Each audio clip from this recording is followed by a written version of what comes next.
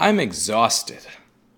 A lot of people wonder why it is I do this exercise plan every day. So I do a full body workout 4 times a week. I do accessory work a few days a week. I run home almost every day. If I don't run from my store home in a regular pace, maybe sometimes I'll take the train over to the Brooklyn side, and then I'll run from the top of Brooklyn to where I live in the middle of Brooklyn at a faster pace. I make sure to do that at least 4 times a week.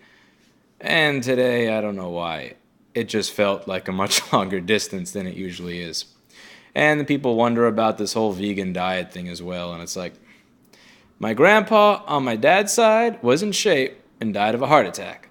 My grandpa on my mom's side was 59 years old when he died of a heart attack.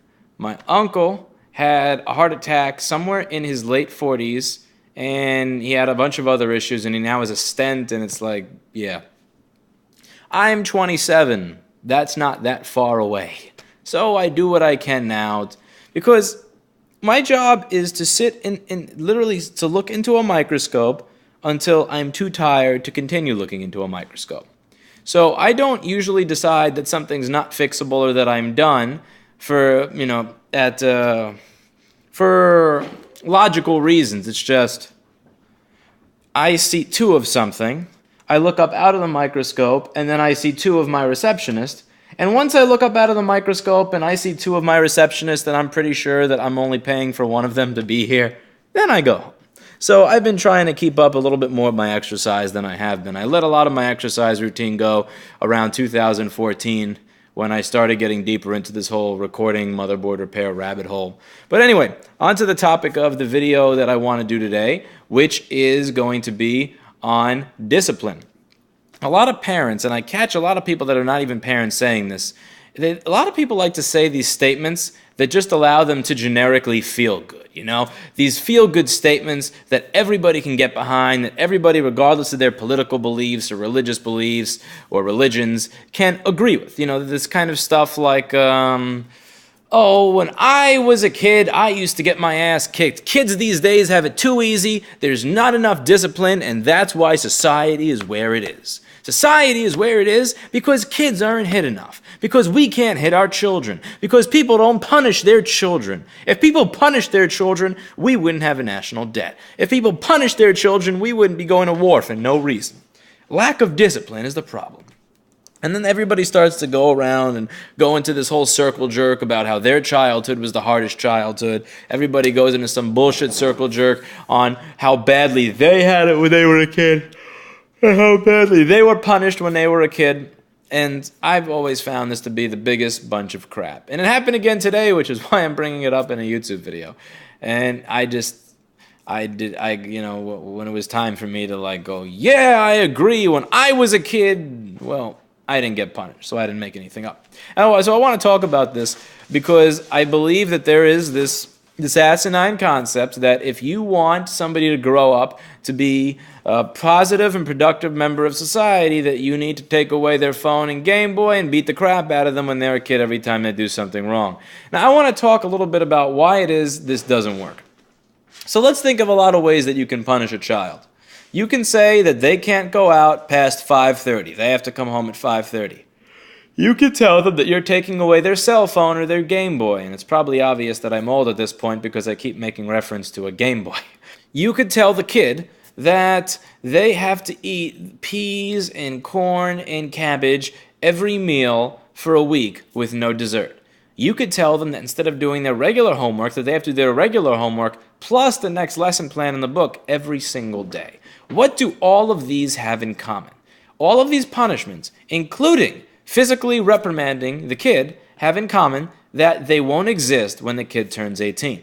Once he turns 18 or once she turns 18 and they're able to leave and they're able to go out on their own, you're not going to be there to take away their Game Boy. You're not going to be there to take away their cell phone. You're not going to be there to say that they got to be home by 8:30. And you're not going to be there to give them more homework and crappy food to eat. That's not how it works. Please do not unplug my microphone. You can unplug anything you want. You can unplug the smoke detector. Just don't unplug the microphone. Good kitty. Good kitty. Come here. Clinton. Clinton. Oh, that's a berry. Come here, berry. You want attention? You want attention, girl? You want to be on the YouTube? Come here, Barry. Be on the YouTube.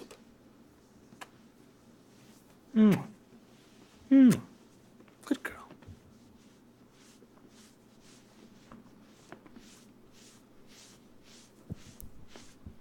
Hi.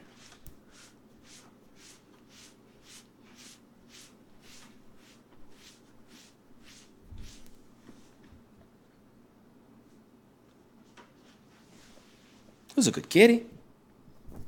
Don't nuzzle the microphone, girl. It's $300. Oh, bite the microphone. Great. I say don't nuzzle it, so you bite it. Should I be editing this out of the video?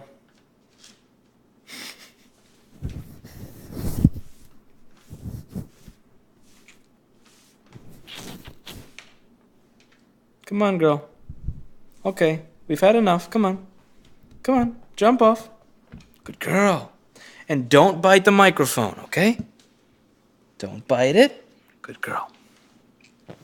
What all of these punishment types have in common is that when the kid turns 18 and moves away, cat hair, is that they're not going to be relevant punishments anymore. Because you're not going to be there to punish your kid. You're not going to be there to smack them when they're 27. You're not going to be there to take away their Game Boy when they're 48. You're not going to be there to give them cabbage and peas and carrots for dinner every night of the week when they're 56. They are going to have to come to the conclusion themselves as to how they're going to act. So my dad never punished me. I remember when I was 2 or 3 years old, I did some bullshit that I shouldn't have done, and I got spanked. But that was when I was like 2 years old. After that, he tried a different approach with me, and this approach worked very well. And it is what I feel. I feel it was the catalyst for the analytical thinking mindset that I have today, that I use to try to solve problems and learn how the world works. So he used to have this room in our little house. It was a very small room called the library, and it had about 4 bookshelves in it and had a chair. He would call that chair the thinking chair. If I did something very wrong, he would say, "Lewis, go to the thinking chair." And he would say it with a level of authority in his voice that made it obvious that I need to stop what I'm doing and go to the thinking chair. And I would sit in this thinking chair for 10 or 15 minutes, and then he would show up, and he wouldn't say that I'm grounded. He wouldn't say he's taking away my stuff or any of that crap. What my dad would do is he would then start asking me questions about why I did what I did. He would ask me for the motivation behind why I did what I did, and he would just kind of go through everything and try to figure out, what caused me to want to do this. And instead of telling me that it's wrong, he would do what any good therapist does and ask you questions that get you to figure out for yourself what it is why you're doing what you're doing and what it is you want. And then once he figured out what my motivation was, once he finally got back to the motivation part, by then I would usually realize why what I did was wrong. But if I didn't, what he would do is then he would do something that most parents don't do. Whether I was 4 years old or 14 or even now at 27, he would talk to me like I was an adult. He would treat me like an adult. And what he would do is he would tell me a story. Something that went on in one of his ex-marriages or one of his old jobs or with his friends from high school or college. He would tell me some story in his life.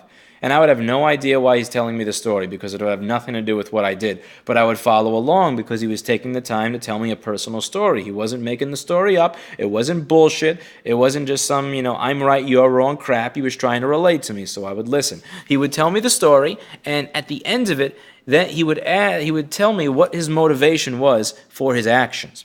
And then he would tell me what the actual end result was. And I would listen. And then he would ask me what I thought he could have done differently, what I thought he could have done better. And what he's doing there in a very intelligent way is he's getting me to build the vision in my own mind as to why it is that my motivations for my actions and my actions were bullshit. And this worked very, very well. I want you to go back to those salesmanship videos that I did that nobody ever watched because I fucked up and didn't hit facial focus on the camera, so it was out of focus. But if you go back to those salesmanship videos that I did a long time ago that had some decent content that nobody's ever going to watch, I talk a lot about building vision, and I talk about how if you want to try and sell somebody on something, you can't shove the vision into their head. That doesn't work. What you have to do is you have to... What? don't unplug the microphone. Barry?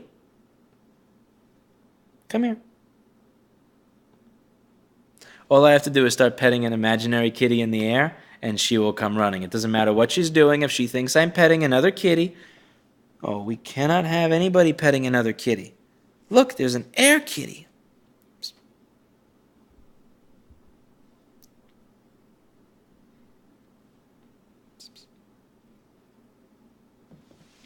Good girl. Good girl. Who doesn't unplug the microphone? Now I lost my track. Cats, man. Hi.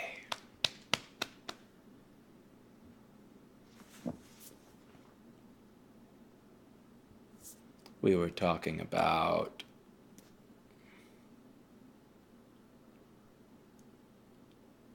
this is definitely not a board repair video. I'm in my apartment. Not a game video. I don't see Dota on. Ah, the parenting shit. Where was I in the parenting thing video, though?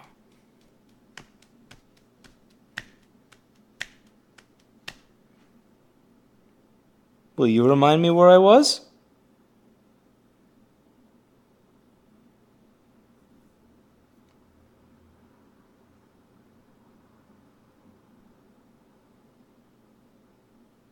Ah, the building vision part. So, you can't try to do this hard sale bullshit where what you do is you say, like a car, you know, like a sleazy car salesman, you're like, but this car has better gas mileage than yours. But you can afford it because you can afford the gas for your present car. So if you could just calculate how much extra money you're spending on gas for your car and put it towards buying this car, you'd actually save. Oh, and look at the other features this has. You say you like music, right? Look at the nice speakers this has. So now you have to buy it. Well, you know that stupid salesmanship?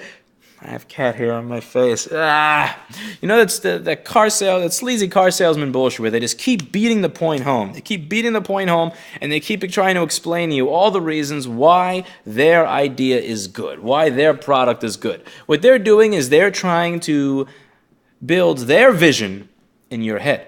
That doesn't work. You can't shove your vision into somebody else's head. If you want your vision to appear in somebody else's head, that person has to create it for themselves.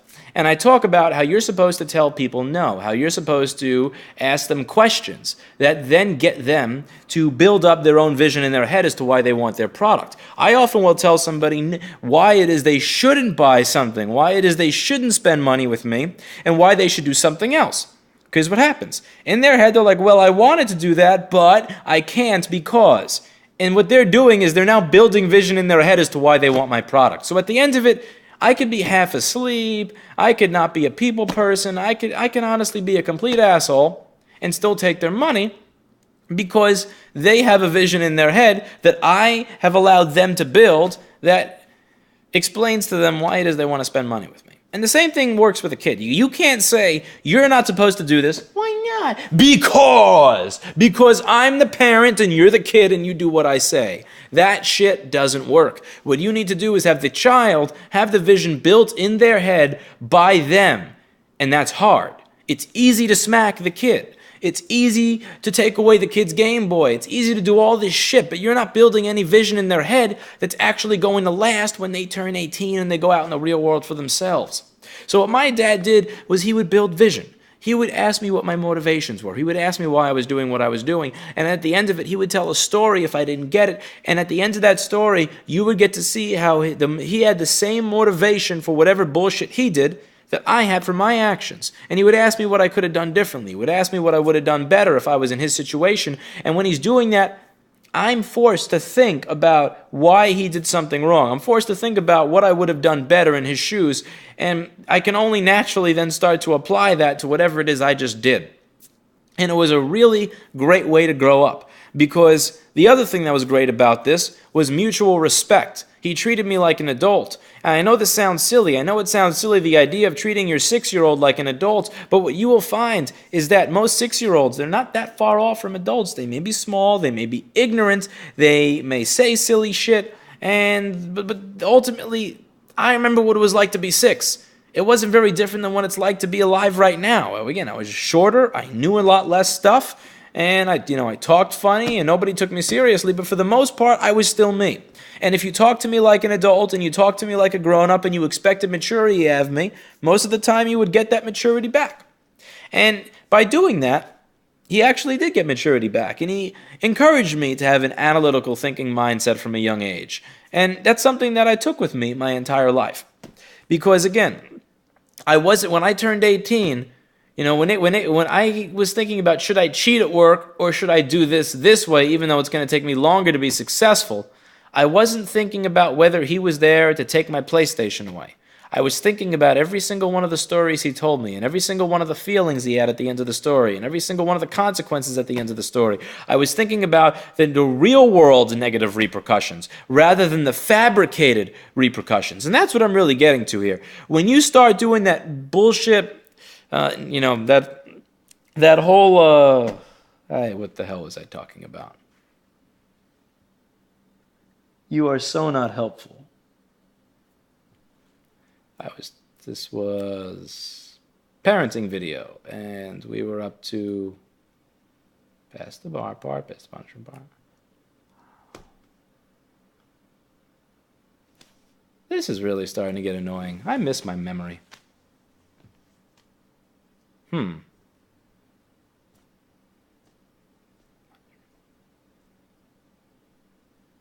The whole negative repercussion thing. You want the negative reinforcement to be something that is real, because that's what's actually going to last, not the fabricated one. So all of the negative reinforcement I had in my head for immature action or for actions that were not thought through on my part were real. They were actual real-world things. They weren't things that are just going to magically disappear when I turn 18. And this is something that you see a lot in a neighborhood like mine in the East Village of Manhattan. So in the East Village, you have all of these colleges, like NYU, the New School, that have all their dorms there, and there are all these kids that go there for the first time. Also in the East Village, you have all of these bars that don't card, that let 18-year-olds or 17-year-olds go in there and get wasted. I see it all the time. They don't check ID for shit. So you have all these bars that don't check IDs, and all these kids that are away from home for the first time with their parents' money to spend on booze. And you'll see that there are a lot of people making a lot of bad decisions that feel like there are no negative repercussions. And the reason they feel like there's no negative repercussions is because... Please stop trying to unplug the microphone, girl. Please. Please. I'll get rid of Mr. Clinton if you stop trying to unplug the microphone, girl. I promise. You'll see that there are all these consequences that... Did you just put your claws in my chair? That there are all these people that believe that the only real-world consequences are that their parents will punish them. And that when their parents are gone, that there are no more negative consequences. I can do whatever I want. I can get wasted. I can cheat on tests. I can cheat on people that I'm dating. I can screw around. I can quit my internship. I can quit my job. I can fuck up while I'm working at my job. I cannot give a shit that I'm going to work drunk tomorrow. Nobody's going to care if I act like an ass for 3 fucking hours on the streets of Manhattan at 2 in the morning when I don't have anybody around me. That doesn't work. You shouldn't walk outside wasted at 3 in the morning with no friends or family nearby in a fucked up place like Manhattan. You shouldn't do a lot of the things that these people are doing, but they do them because in their head, since their parents are no longer around, there are no more negative consequences, and that's fucked up. It's not, and a lot of people are going to say that, I'm not disciplined, that I didn't grow up with discipline, and look at who I am. Look at this cursing idiot that's accomplished nothing for themselves. And I will concede that I like to curse. I know that this is going to show up in the comment section, so I should mention it. I like to curse, but I keep my cursing, for the most part, my cursing is something that I do on a YouTube channel, on a personal YouTube channel, that I upload videos to at night that is, well, I guess now watched by 60,000 people. But in the beginning, it was watched by like 13 people. If I go to a funeral, if I go to a wake, if I go to a, if I go to a Broadway show, you don't hear me screaming fuck at every instance for no reason. Discipline is knowing when and when not to do these things. I'm not going to say that I'm the most accomplished person in the world. I'm not the richest person in the world. I'm not the smartest person in the world by any means. But, if you go through my life history, I wanted to move out when I was 16 years old. I got a job. I worked that job for 20 to 40 hours a week in addition to going to high school. When I figured out after a year, this is going nowhere. I'm making minimum wage. I quit that job and I went to Manhattan, which was a terrible commute from Staten Island. 1 week after I quit high school, I didn't quit. I went after a week after I graduated high school. I went to a temp agency to try to get a better paying job, and I got a job that paid twice as well. When I got fired from that crappy job because I took sick days, I got sick. I had a 103 fever, so for 2 days I took off. It was a shit job at a place called 3P Delivery that provides the delivery services for Lowe's. Terrible fucking company. I don't care if anybody who fires you because you got sick for 2 days when you came to work every day and did your job can fuck off. But so I don't mind mentioning the name of the company. When that happened, I decided to get an internship at a recording studio. I worked there 40 to 70 hours a week for free so that I could learn my craft and get better at it. Then, when I got a paying job at that recording studio, I decided that I was going to get an internship at a better studio. I got an internship at Avatar. I worked there again 40 to 70 hours a week for months on end until I finally got a minimum wage position. So now I'm working at 2 studios full-time. Full-time. And I'm getting paid pretty much minimum wage for my efforts.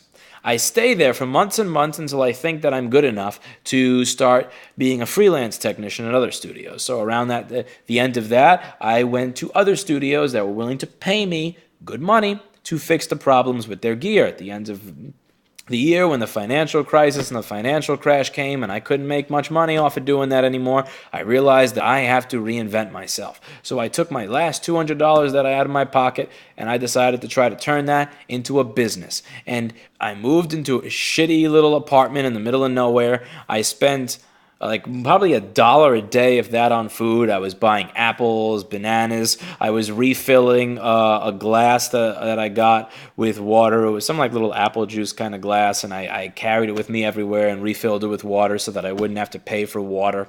I lived a very, very structured life so that I could put all of the money that I was making back into my business. Years later, I opened a store, and after a few years, when I finally paid off everything, and the store was going well, and I had employees, and I didn't have to be there every day, and I decided I want a new challenge. I decided a few years ago to start filming my work every single day so that other people could follow in my success. They could follow in my footsteps if they started where I did and have life just a little bit easier for them. And I've been doing that for the past 2 or 3 years. So, I get it. I curse every now and then. And you may not agree with my opinions, but at the end of the day, do I strike you as somebody who was never punished, was never spanked, or was never disciplined as a kid? Do I strike you as somebody who has that spoiled, entitled idea that I'm going to sit on my ass and shit is just going to come to me? That's not the way I've lived my life. I've lived my life as somebody who works there 40 to 80 hours a week,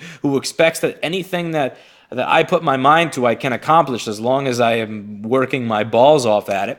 And all of that just came from my dad. All of that came from what he told me. It came from the stories he told me. And above all, what I really, really appreciate, above all else, is how he instilled in me this analytical thinking mindset from a young age. By always treating me like an adult, he gave me a good 10 to 15 year head start on being an adult over what most other kids had. He gave me a 10 to 15 year head start on using my brain over what most other kids had by treating me like an adult. Because again, very often you're going to get out of life and you're going to get out of people what it is you invest and what you put in. And if you're always treating the kids like a kid, you're going to get kid-like behavior out of them. But if you treat them like adults, you will often find that, again, they may not be as mature as you, they may not be as knowledgeable as you, but you're going to get something better back. If you think that being a parent is about looking at the kid and going, because I say so, don't be surprised if you don't get respect. Would you respect somebody who just says, because I say so, when you ask for reasoning? Just because they're 6 or 8 or 10 years old does not mean that they lack reason, does not mean that they lack knowledge, does that mean that they lack a brain or a conscience or any of these things. And if you want your children to actually To actually respect what you have to say, you kind of have to earn that respect from them, and you have to give them a reason to respect you. That's another thing that I respect about my dad, is he had this belief that, you should never just listen to somebody because. You shouldn't just listen to me because I'm your dad. What I'm saying should always make sense. I should have to earn respect from you. Your teachers have to earn respect from you. Your bosses have to earn respect from you. Yes, you should respect them because you're younger and you don't know as much about the world as they do. But at the end of the day, I realize that if I want you to listen to me, that I need to actually say something that's worth listening to, and I need to treat you like an equal. And if I don't do that, I can't expect you to listen to me. My dad never expected, he never had an entitlement to my respect. My dad never felt entitled to have me listen to him. And as a result of always working for it, he always got it out of me. And I'm really glad that he put that work in, because that work is not something that benefited him. He was putting in all that extra time and all that extra work and all that extra effort to earn my respect and earn authority so that I could have a better life, so that I would learn how to think analytically from a very young age, so that I would learn how to analyze what the real world's consequences were from my actions years before I would ever be in a situation where I have to think about those things. Again, don't bite the microphone. Don't bite them. You want to be on camera, girl? Look at the camera. Look at the camera. Oh, come on, you little attention whore. Look at the camera. What, are you shy? You're afraid to put your eyes in the camera? You just want to bite the microphone, don't you? Don't you, you little... Who's my princess? Who's a good little princess? Who's my blackberry?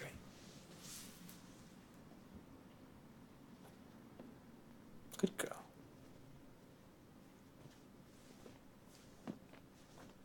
In the last video, somebody brought up that I didn't pay any attention to my cat, and she was sitting there for a whole 8 minutes just all sad.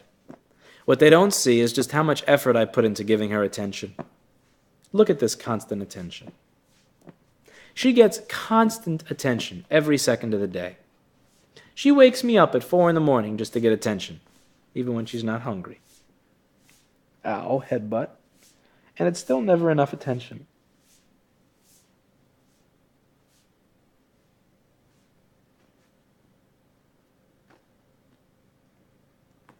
Anyway, so to conclude the video, I understand that it's easy to get into this kind of dick-waving contest with other people over just how bad you had it as a kid, just how badly your parents spanked you, just how long they punished you for, how many things they took away, what they did. But at the end of the day, as cool as it is to get into that stupid pissing contest over these things and make these sweeping general statements about why the world is the way it is and why kids nowadays are the way they are, it's easy to project on others. It's hard to look at what you're actually doing.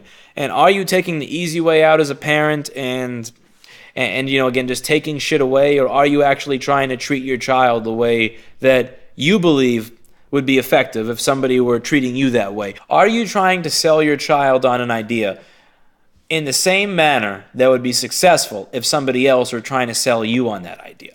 Because believe it or not, again, this isn't just about greed and money and business, but a lot of this is sales. You're trying to sell your kid on why they shouldn't do something stupid. You have to convince them as to why it is they shouldn't do something stupid, even when you're not around.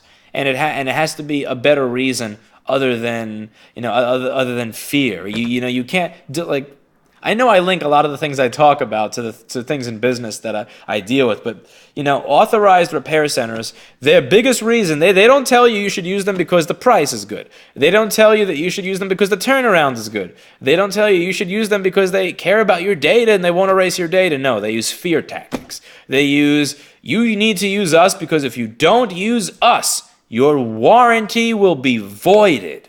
You don't want your warranty voided, do you? You don't want to be alone, do you? You don't want to be stuck with nobody there to help you once these other people open your stuff. There was a place a few blocks away from my work that used to say that to everybody who walked in.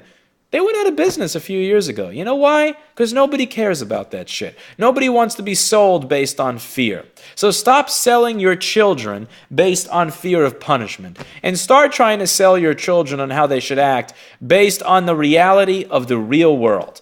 and have them be a part of your history, of who you are, of what made you who you are. Have them enter your world and live in your world, because that's the world that they're going to be living in when they grow up and they turn 18. Not this little fantasy-ass world where you just take shit away from them every time they do something wrong, and then wonder why it is when they turn 18 that they're the kids that I see while I'm on my run home that are puking in the streets, that are getting picked on by the bums, and again, you're going to have nobody to blame but yourself when this winds up being your offspring.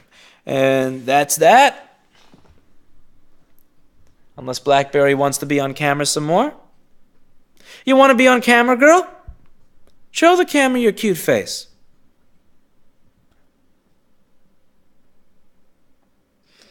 Mwah. Yes, dig your claw straight into my knuckle. Don't put your paw there when you can put your claw there. You're going to show the camera your ass and not your face? Really? You're going to moon them? This is how you expect to gain the respect of my audience. She just mooned you. Ow.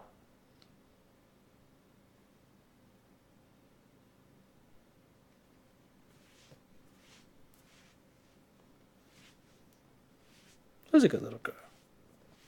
I wonder how she's going to react when I get her a can of food.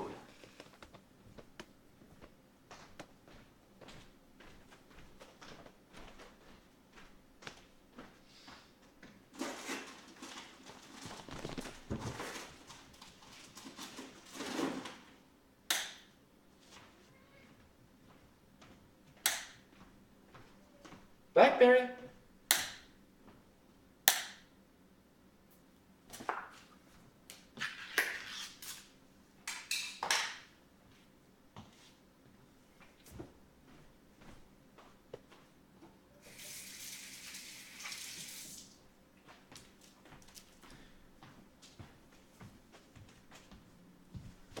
And now I cease to exist because I got her food. That is cat ownership.